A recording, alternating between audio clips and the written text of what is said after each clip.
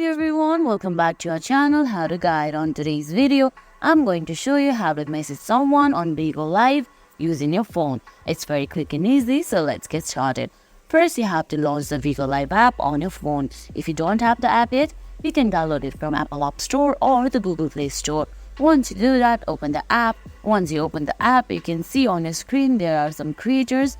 You can message them by swiping left at the profile, or you can also go back and tap at the search option at the top of your screen and look for the username of this creator you want to message.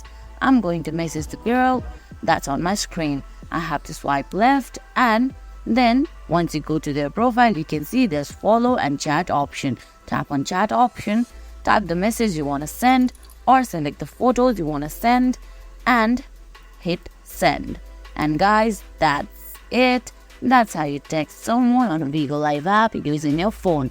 I hope you found this video helpful. If you did, please give it a thumbs up, leave a comment, subscribe to our channel, and hit that bell icon. See you in the next video. Thanks for watching.